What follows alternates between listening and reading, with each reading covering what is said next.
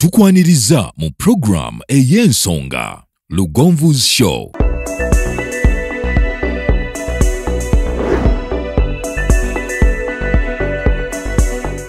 Tuli ku Lugonvu's Show live and clear.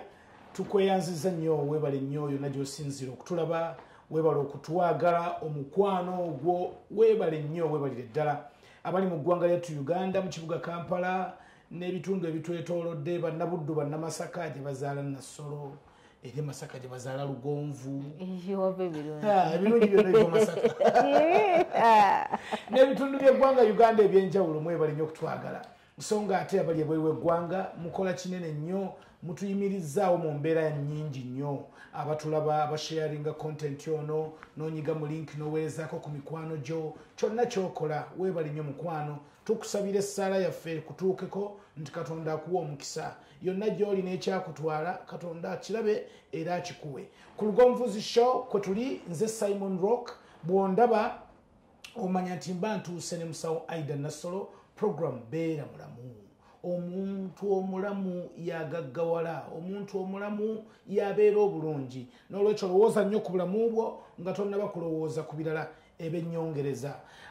Musawo Aida Nassolo okututuukako, bannaffe abawandegeya Imaging Center be bamutuweereza ajje ayigirize eggwanga lino, atusomese ate nga bw'atujjanjaba. Wandegeya Imaging Center baakuguka nnyo mu nkozesa eya scan, era bakugamba nti okugenda mu ddwaliro okujjanjaba kirungi, naye ate omusawo akujjanjaba nga tasoose kukebera kuzuula kikuluma ayinza okuba ng'akola nsobi. Jangu ku Wandegeya Imaging Center ogende mu ka TV, omusawo yeetegereza embeera yo munda, akubuulira ekikuluma, akuwandiikira eddagala ly'ogenda okukozesa, wamma gwe obeere mulamu weeyagale. Wandegeya Imaging Center tulina center emu yokka eri Wandegeya. Oyagala ate abawandegeya nabalabye Wakiso?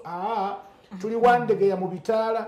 Bw'otuuke Wandegeya mu Bitaala, ku mukono gwo ogwa kkono ng'agenda e Mulago, ku mukono ogwa kkono ojja kubulaba ebipande binene nnyo biwandiiseeko nti Wandegeya Imaging Center.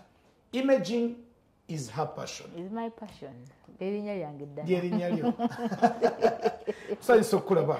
Kale mukwano. Aida Nassolo. Aida Nassolo. Bitambula bitya? Bitambula bulungi. Wandegeya Imaging Center. Wandegeya Imaging Center. Bwenva era bwenva wano gyenzi. Kwegamba me and Wandegeya Imaging Center. Muli mutyo. Kale tutandike, naye waliwo ebibuuzo biringa bisatu. Ebibuuzo by'abatuwuliriza bikulu nnyo. Bwe tubyerabira tuyinza okugenda ewala. Ekisooka, omukyalo omu yawandiika nga yeebuuza nti bambi afuna obuzibu, ajja n'alwalayo omwezi gumu, n'amala emyezi ebiri nga talwala, n'addamu n'alwalayo emyezi ebiri, n'amiisinga omwezi, oluusi ne yeeraliikirira nti ali lubuto, aba ali awo ng'azzeemu alwadde. Buyinza kuba bulwadde ki obwo? Obulwadde okumiisinga period kiyitibwa amenorrhea. Amenorrhea is absence of a period. Nga twagamba buli mukyala every month, buli mwezi omukyala alina ogenda period. Kati okumisinga period nga toli lubuto. Because oba lubuto twakyogerako tolina kufuna musaayi. But missing periods nga toli lubuto, amenorrhea, tugenda topic next week. Next week. Yes. Ekibuuzo ekyokubiri. Watugambye nti omwami agenda n'awangaaza sex. 20, 30, 40 minutes, 1 hour, 2 hours ali kuli bwali obulwadde.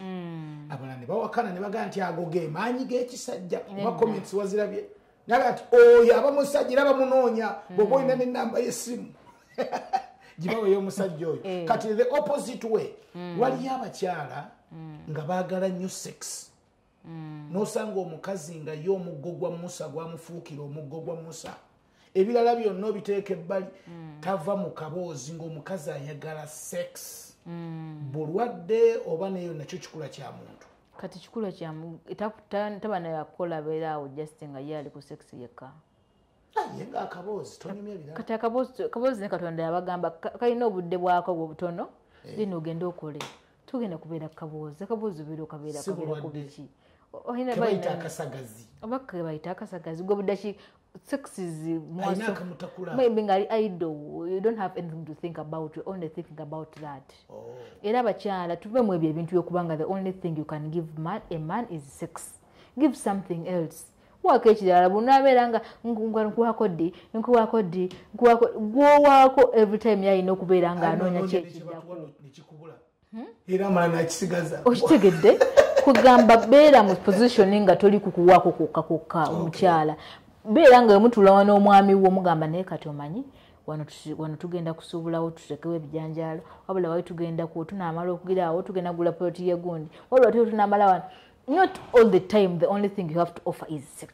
Ekibuuzo ekyokusatu nga tugenda mu kusoma kwa leero omuwala omu yamisinga okukyalira senga n'atagenda mu nsiko banne bamusekerera bagezaako okukigamba ate abitya okubigendamu obukulu abalongo abo balina mugaso mu bulamu bw'omuntu science aboogerako ki abalongo they will call them labias. We have labia majora and labia minora. Katonda yabuteekawo nga gate ekuyingiza mu vagina bw'oba ogenda kuyingirayo omwami nga gate ekola ki yewenjulako bubeera wano mabbali wano okusobola okubikka vagina obutabeera nga yonna eyasaamiridde. Yes, so okusika kwabwo kulina mugaso ki? Okusika kwabo abagunda bwe babiteekawo abantu b'eggwanga bano baganda nabo baagala kusussaawo naye Katonda odi yali abutaddewo nga abutaddewo gate naye kati oyinza okugamba kano kageti nga katono kanyongereko kigeti kibeere kinene just naye nga science akyogerako ki naye oba tuzise tewabanabuzibu mabasajja mufunamu ki muntu asise nange nanoonya omugaso gwa bisi mufunamu ki bitawanya yongera ku volume y'ekintu maybe I think it is a beauty. Mama muyangamba omukyala ataagira aba afaanana fane kati ebyo biddeyo ku cosmetic purposes okusinziira omwami wo ky'abeera ayagala. Yes, kati omwami bakusanga oli mukulu nga tewabigira asobola okubikola naye yennyini omwami n'abisika. Tutandise basebo ne bannyabo ebibuuzo byammwe bw'obanga olina ky'oyagala bakunnyonnyole musawo Aidan Nassolo waali ajja kubanga akubuulira naye olwaleero nga bwe twongereza ku topic yaffe ya last week twayogera ku bulumi mu baami nga bafuuyisa. Ekimbuuzo ekyo ne kijja kati ku bakyala abakyala abamu nabo basanga obulumi bwe bumu. Yes. Mukufuuyisa kyaffe kiveeko ekyammwe nga ate mufukira wagazi ate ofukira wagazi akatuli akafuka kali wano waggulu kati the unit gondero manyi maka kati mpya nazo zikola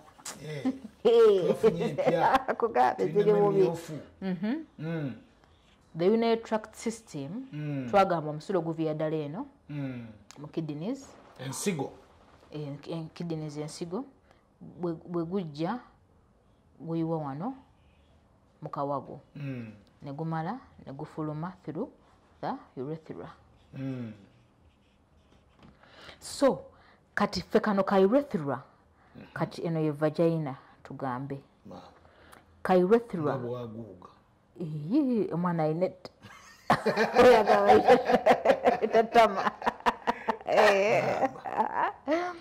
kati wano waliwo kabiini ketwayita ka clitoris n'abamu osanga tebakyabulina babutwalawa abasebbeyi babusalangako bw'osikeeno nako kavaayo sayansi kati Katonda nako yayina ensonga lwaki yakateekawo kano akantu kabiini kati bulabbi wabadde oyogerako buli wano mabbali wano kati wano wabeera vagina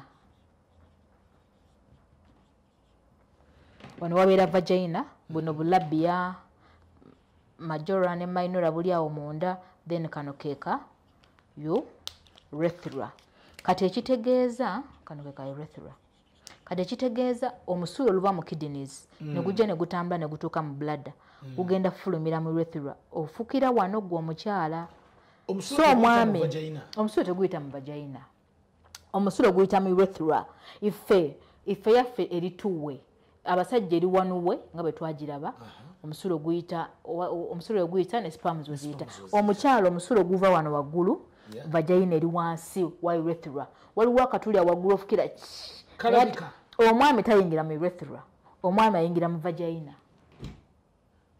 obugazi bwako kano katinira nga bw'okalaba kali katuli era nga bwokalaba omugaso gwako gwokka kufulumya ki musulo oguvudde wano mu bladder. This is the urinary bladder.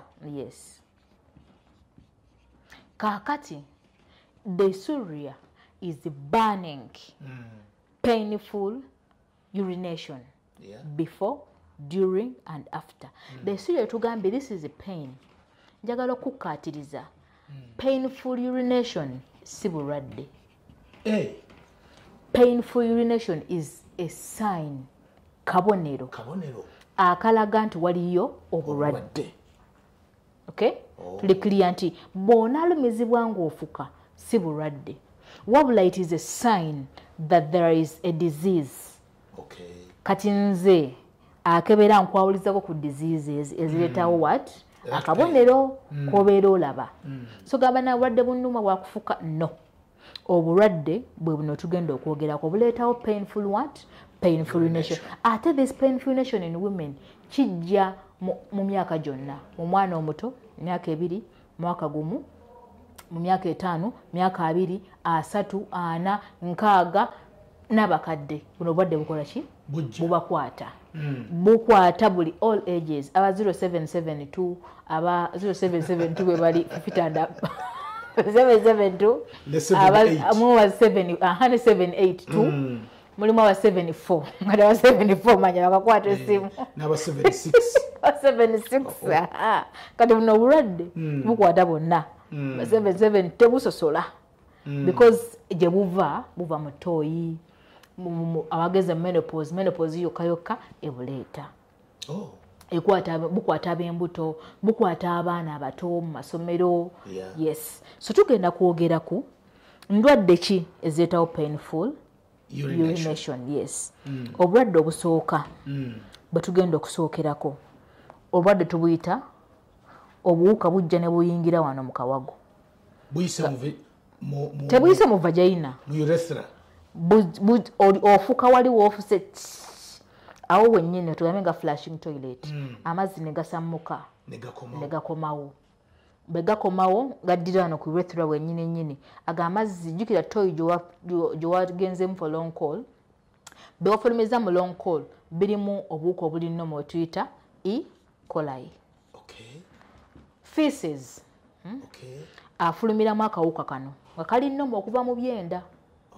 N'okafulumya n'ogenda mu ttooyi. Bw'oflashinga bw'oti ne bigenda, naye the residues ez'obuwuka buno zisobola okusigalira mu ttooyi oba w'oba otudde.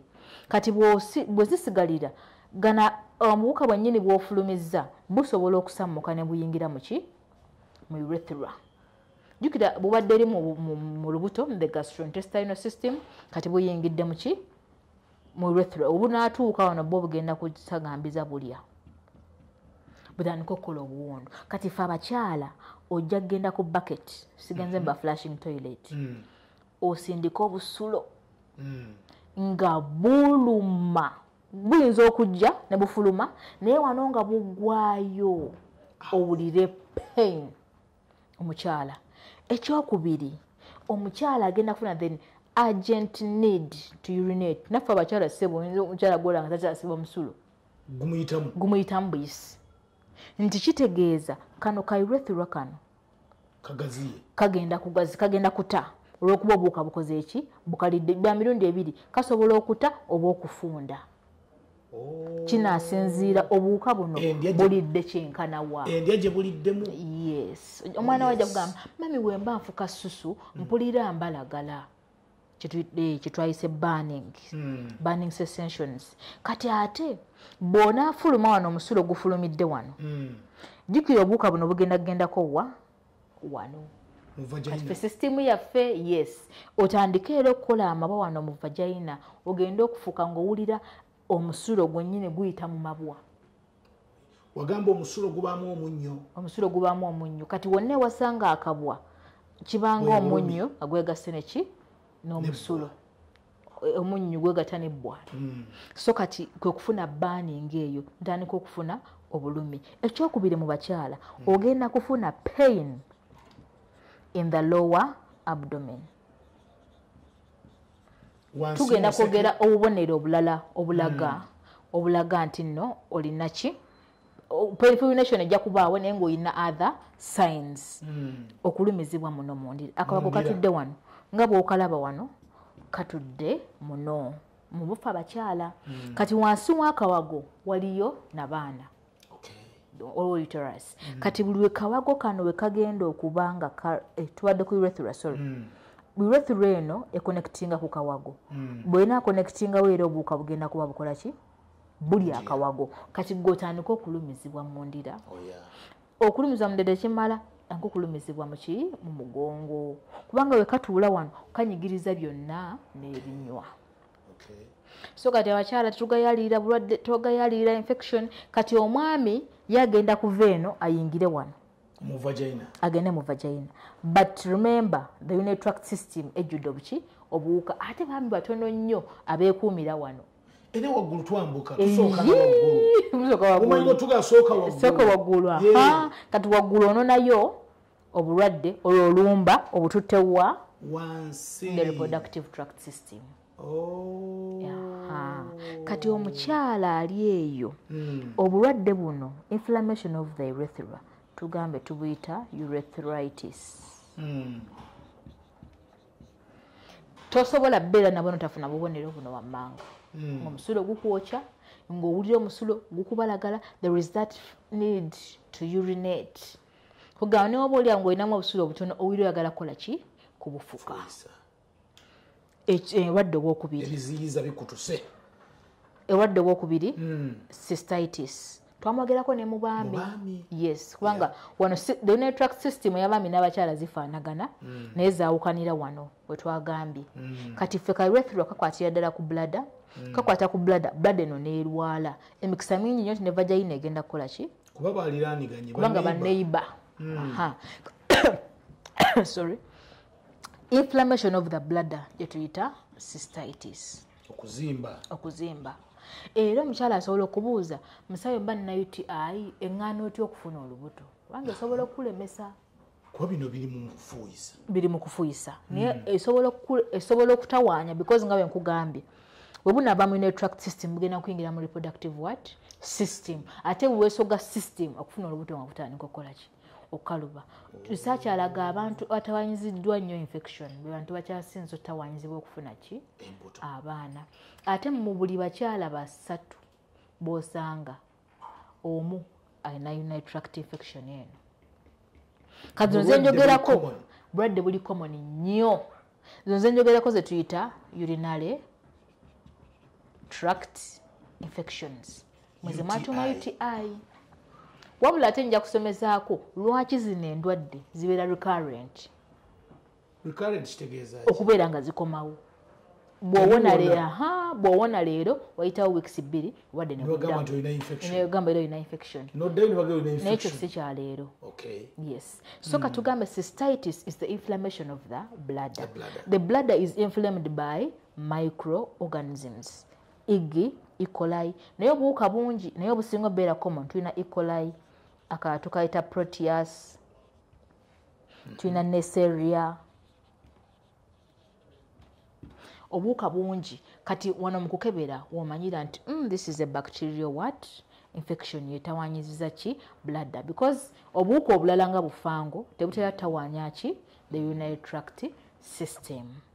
Musawo nga tunagenda wala nnyo ekibuuzo kino abakyala mwe musiiga enziku era mugitambuliza ddala lwaki eruma abaami okusinga bweruma abakazi ng'ate sisitimu yaffe ey'okufuuyisa y'emu n'abakyala ebaluma naye ffe ey'abaami ndala ey'abaami eri just exaggerated naye n'abakyala ebaluma just lwakuba omukyala nga we tugambe kano ka urethra ogendera kufuuka ng'omusulo gukuluma kati ogw'omwami engeri gye kali ka pipe kati ate ng'aba akoze olusirasira pipe eno ebanga eyagala obbulookinga kati omusulo guno guwaganya buwaganya okuyitawo kyekisinga okuleeta ki obulumi.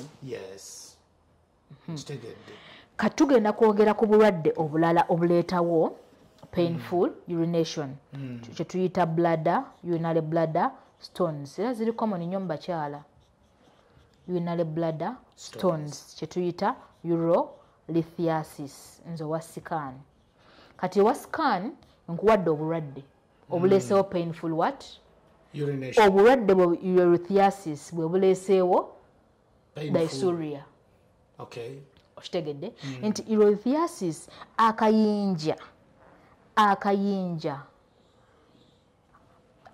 kava nga bwe twagamba nti omusulo is a combination of salts mulimu ammonia mulimu uric acid omusulo guno gujja kuddira wano gukole wano omunnyo ogwo guddire gwekwate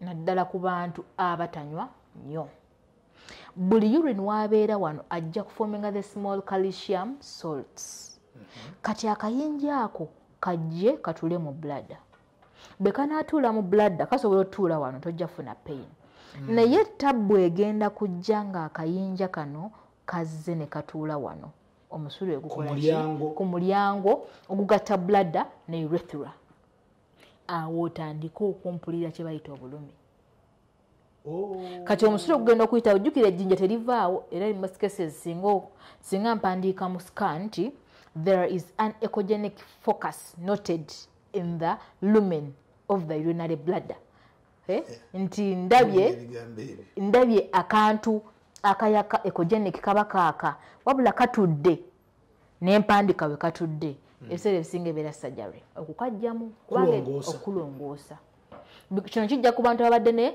chronic dysuria abadde ne chronic pain ng'oli agamba naye mize eddagala naye bannaye pain ng'egaanye wetugenda deeper into that atulaba bwe bagamba chronic mu Luganda kitegeeza olukonvuba obulwadde obulemeddewo yes kati bwe buno nti bladder stones togenda sooka kirowooza kojja sooka olowooza infection awo wasikani waakola ki waayambya nagamba no eno si cystitis si urethritis wabula it is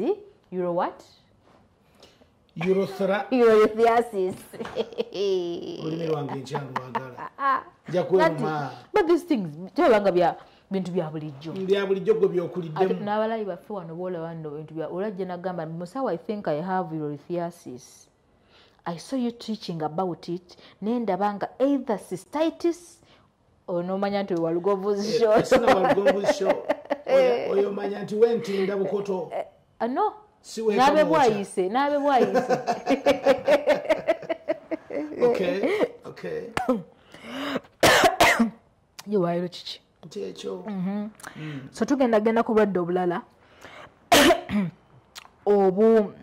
obutawanya the urinary tract system tulina kye tuyita bladder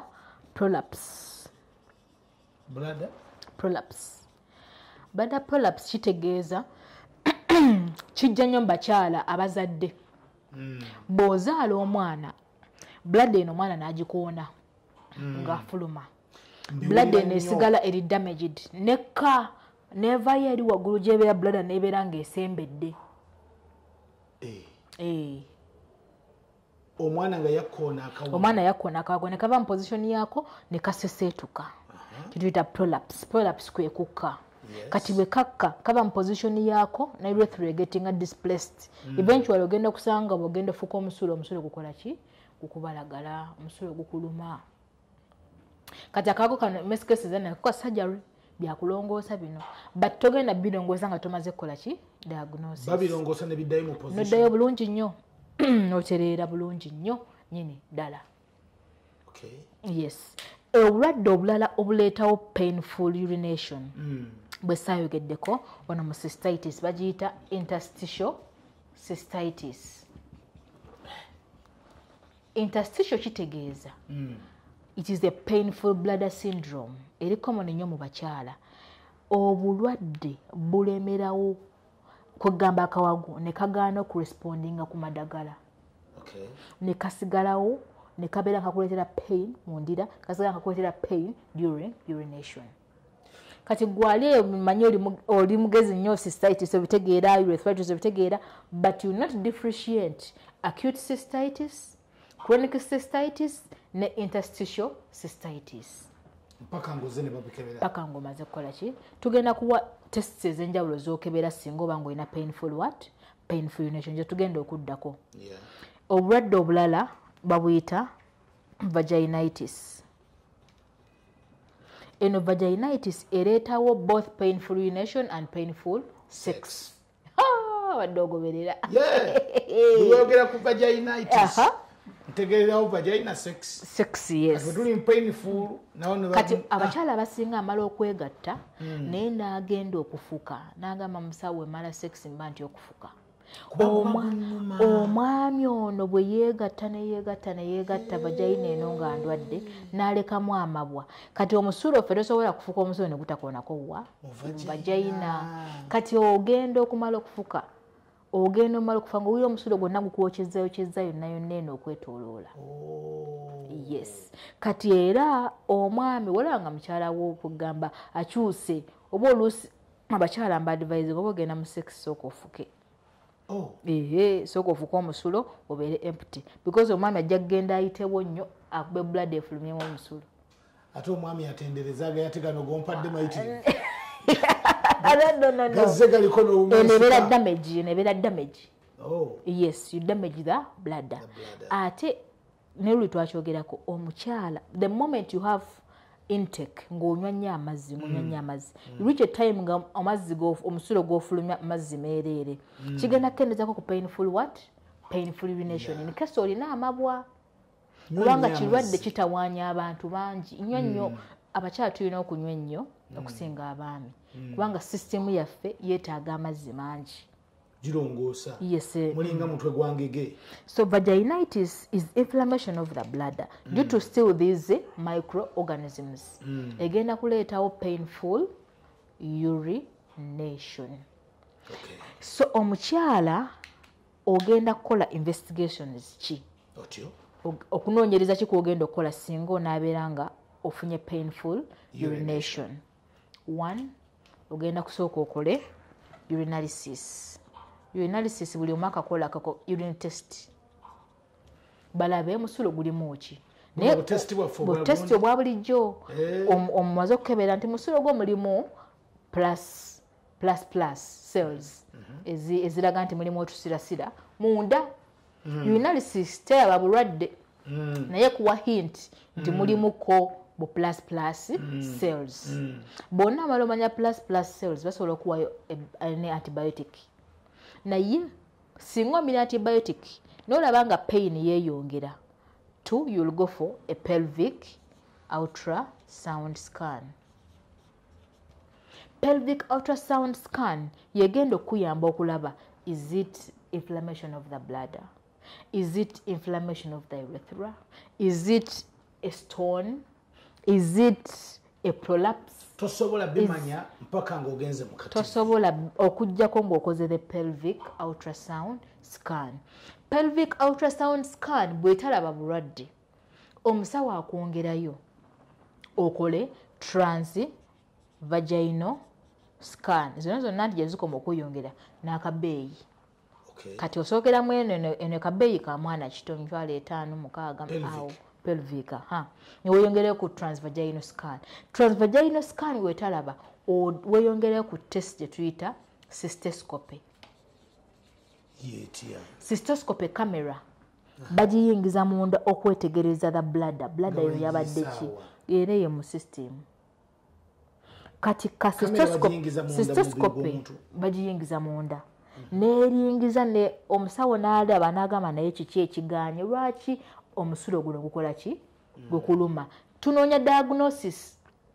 Diagnosis abadde bambuuza musawo yogerako ku engeri y'okujjanjabamu. Ojjanjaba bulwadde only and only ng'omaze otegeera ekikoze ekibuleese.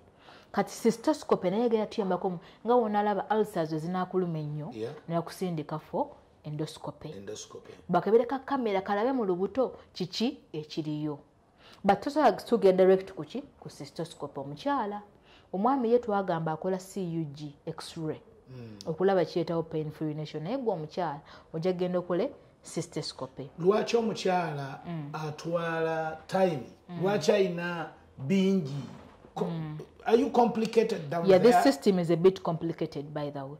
Nakugamba system gyesinga okumatira y'abaami eri simple and summarized. Nerabe yaffe nakubena systems 2. Yes, naye y'omwami, it is a very simple system. Era mu system esinga okwanguwa okujjanjaba, I think y'abaami. So investigation endala ojja kugenda okole CT scan. Nga bwe tugambe tuzambuka ne akabeeyi CT teri CT ya mitwalo 2. 2, 3, 4, 5, 6.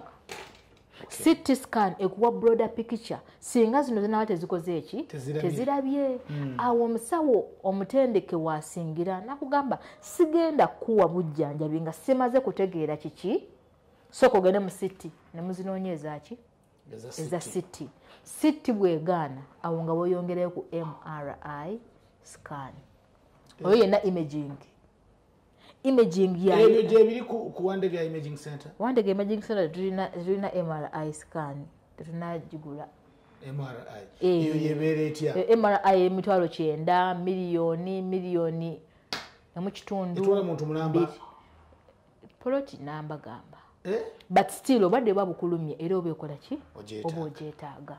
So kati zino imaging tugenda tuzigendamu mpolampola olw'okubanga tunoonya obulwadde waki bukoze eki, because omusujja nga tegunakuluma mutasobola yakitegeera. Naye kati singa ndaba obulwadde nti cystitis funa eddagala nnaku 2 ngozze engulu. Sure. Yes. 2 days obeera okay. 2 days ng'oteredde. So kati tuwadde tubagamba investigation zisobola okukola. Management will depend on the cause period. Management ya dysuria sigenda kujoogerako nti bawe eddagala wait, give antibiotics, do what. Management will depend on the cause. Omulwadde akkirizibwa okugenda ne yeekolera scan nga doctor tagirecommendinze. Ibulungi nnyo. Kati bano abalabe batugoberera amanyi agamba may need a pelvic ultrasound to rule out the dysuria I have. Ibadde wekambalo bayita mmere. Ajana gamba yes, I want to do a pelvic scan. I want to check. I have some. And dada ba Google. Yes. Omulwadde ajjanga yasomye Google n'alowooza nti gwe emyaka gye wamala mu ssomero oli ozannya buzanyi. Agenda ku Google n'asoma ebintu. Najja ne yeefuula nti akusinga. Oba ne yeefuula nti asinga omusawo. N'ayiginowali nga giri ebbanga lye wamala mu ssomero ng'osoma ye just ekiro kimu kati senior. But tugenda bagamba ku prevention. Wewala otazina endwadde. Yes. Abakyala have one man. Beera n'omwami ki? Omukyala beera n'omwami omu. Bikwataganidde wano okufuuyisa. Okuba n'omwami omu bikwataganidde wano okufuuyisa. Ate nga tugamba mama agenda kubuleeta, mama ab'enjawulo era bagenda kujja babuteekewo wano. Twagambye omwami tajja kukoma wano era ajja kuteekawo wano era akulekere. Mumfuuwa mukwano. Mumfuuwa omukyala. Bano omusajja atya? What? Onendwadde. Nganze nina omwami oyo. Obulamu bwange bwonna paka kufa. Tokiza ku basajja, kireke ku bakyala. Kireke ku bakyala. Kimala. Ziziza wamwe. Kimala. Antuli ku bakyala olwaleero. Omukyala bano omwami atya? Omwami oyo omu ne wanaaba nga mulwadde kijja kwanguwa okujjanjaba naye omwami omukyala alina abaami ab'enjawulo ogenda kuba bakuli yaki yandwadde. Sina bakuli mu kkomera bakiyita kidoli. Ogenda bba na kidoli kyandwadde. Simple.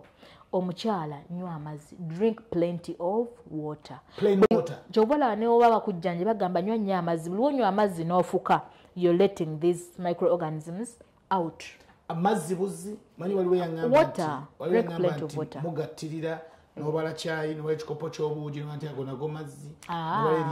Amazzi plain because amazzi is the therapy for both the kidneys. Amazzi is the therapy for the urinary tract system. Nywa nnyo amazzi n'ekirala kano katungenda kayisa kubanga abalayi baffe bo bakimanyi beera ne musawo wali person. Have your omusawo kangambe omusawo who is your friend. Gosobola okubuuzaako ku buntu obutono nti musawo ninamu okusiibwa because ojja kuwulira nga wonna wakwokya nga vagina yonna ekutta omuliro nga wali bw'ofuka omusulo owulira muliro mwereere. Musawo kaakati omusulo gunnuma ndikyegeegwa do this genda basooke bakukebere kubanga abantu abasinga bakola self medication. N'agamba bannange mpulira UTI n'agenda n'agulayo obudagala n'amira agiwadde waazi okukula. At least have a personal Ola abazungu kye batusingira omuzungu buli omu alina personal doctor we. Nga nze nina personal mechanic owange.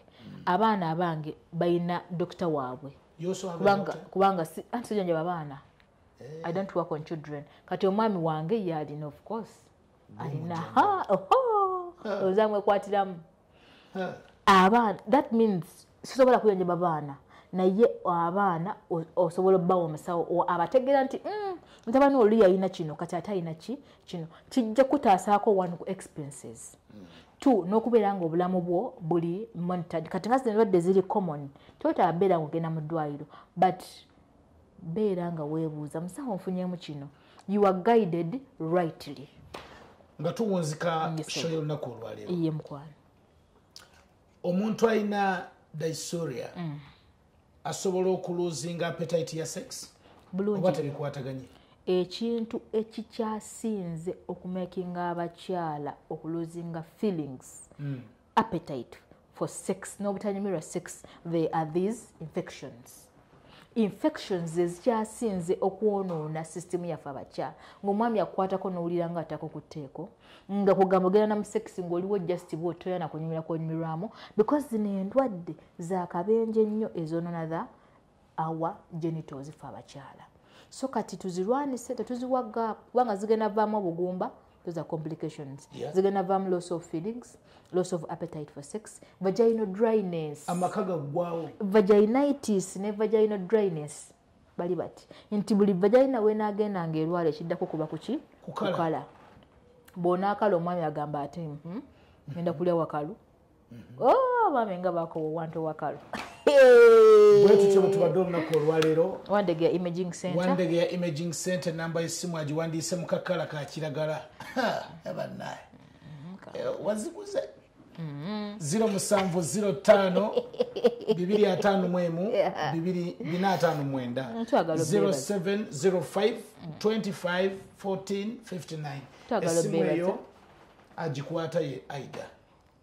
Okutwagala okutugoberera na njagala okwebaza balugomu okunzikiririzaamu teri kintu kyempa ssanyu ng'omulwadde gamba njaga musawo yeggwe bannange nga nsanyuse nnyo oli n'olaba nga obulamu bwe ng'asanyuse mwebale nnyo okutwagala naffe tujja kwongera okubaagala n'okubasomesa ebibuuzo bamumbuuze tujja biddamu musiibe bulungi mweraba azzeeyo ku Wandegeya Imaging Center nakujjukiza era nkutegeeza nti Wandegeya Imaging Center basangibwa mu kibuga Kampala. Wandegeya mu bitaala ku mukono ogwa kkono ebipande byaffe ojja kuba obiraba jangu okeberebwe ojjanjabibwe one tova ku Lugonvuzi Show bingi bye weetaaga era ebirungi bikyajja. Bye bye.